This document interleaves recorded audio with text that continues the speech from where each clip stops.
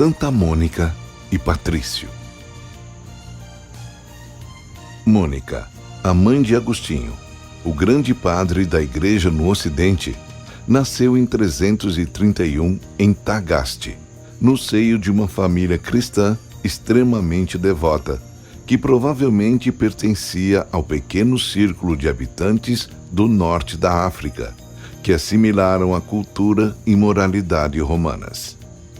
Os pais de Mônica confiaram a maior parte da educação de sua filha a uma severa governanta, que instruía a jovem a controlar-se e mortificar-se e também a ter em grande estima a moralidade cristã. Na aurora de sua juventude, Mônica foi prometida em casamento a um homem chamado Patrício, dono de uma pequena propriedade em Tagaste e integrante do conselho da cidade.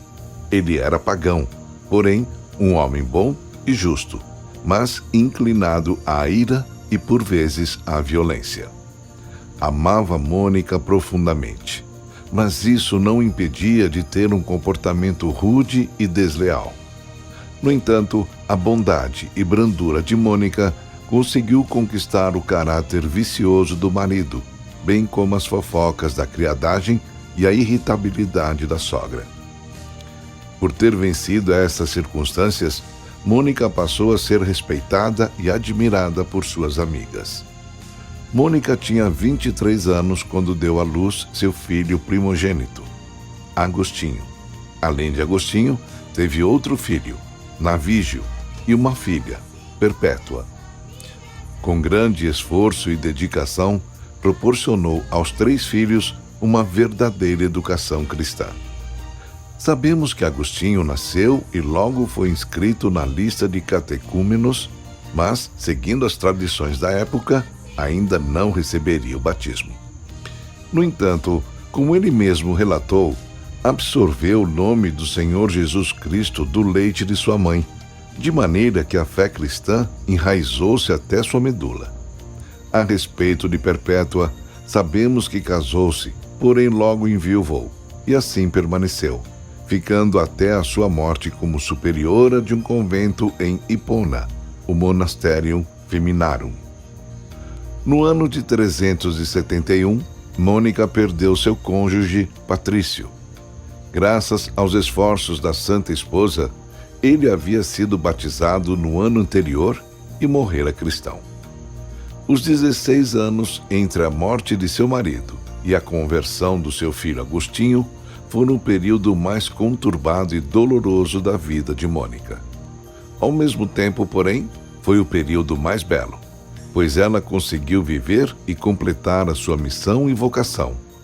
No ano de 385, depois de Agostinho enganar sua mãe, deixar a África e ir até Roma, Mônica preparou-se para ir atrás do filho.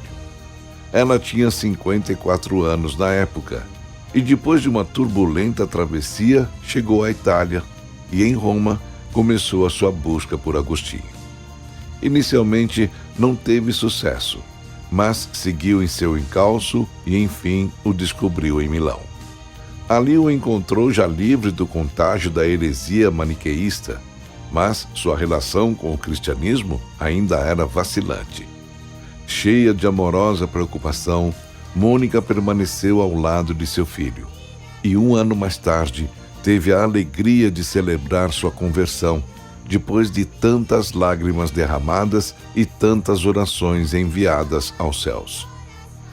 Na companhia de Agostinho, que havia se convertido, mas ainda não havia sido batizado, Mônica retirou-se para Cássego, e ali, durante a vigília de Páscoa, em 24 de abril de 387, seu filho recebeu do bispo Ambrósio o sacramento do batismo.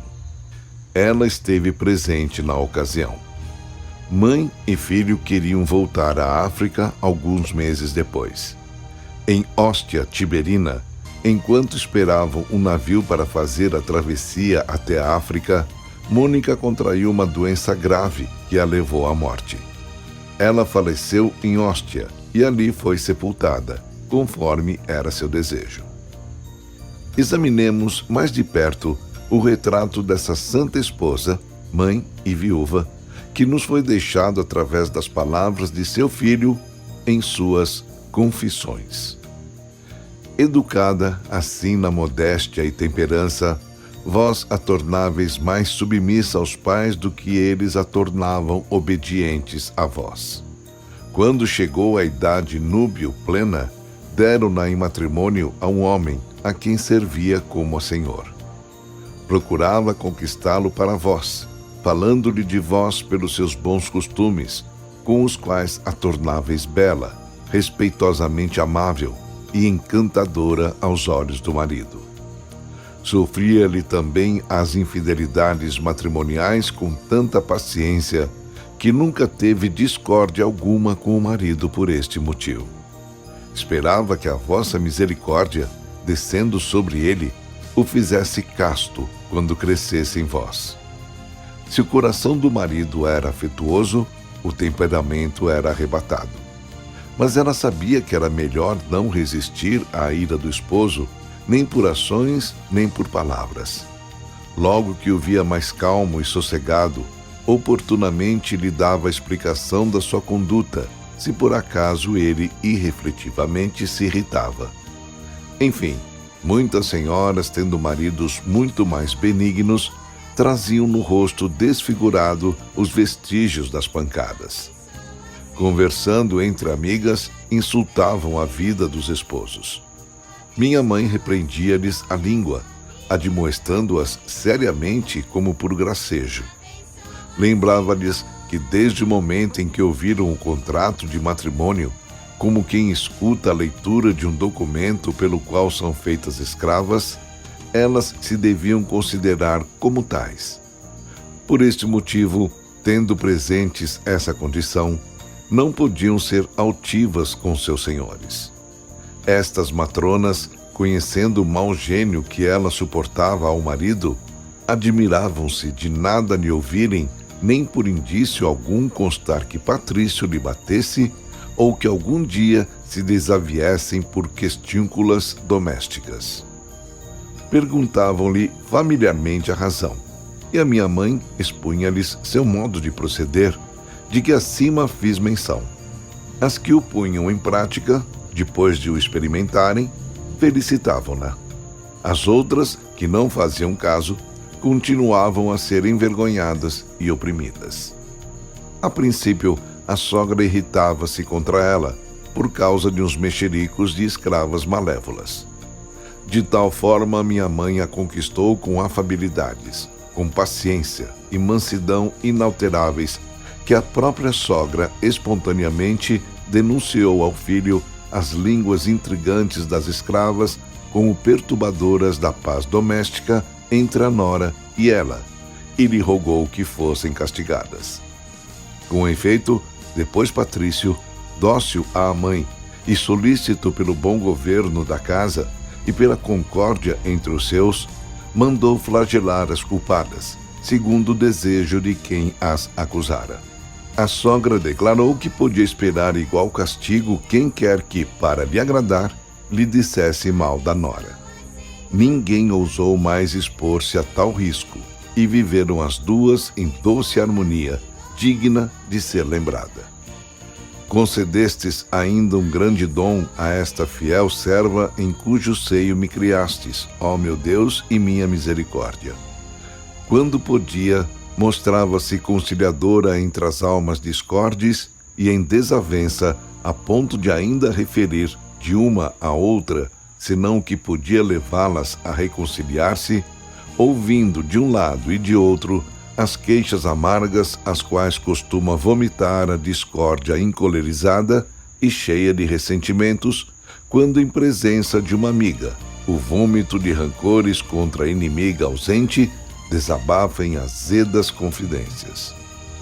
De pouca importância me parecia este bem, se uma triste experiência não me mostrasse que um grande número de pessoas, não sei por que horrendo contágio de malícia já espalhado por muito longe, não só repete a inimigos encolerizados o que uns zangados disseram de outros, mas ainda acrescenta coisas que eles não proferiram. Pelo contrário, deve ter sem pouca conta para alguém dotado de sentimentos humanos o não atiçar ou não acender com ditos malévolos as inimizades dos outros, se não procura também, com boas palavras, extingui-las.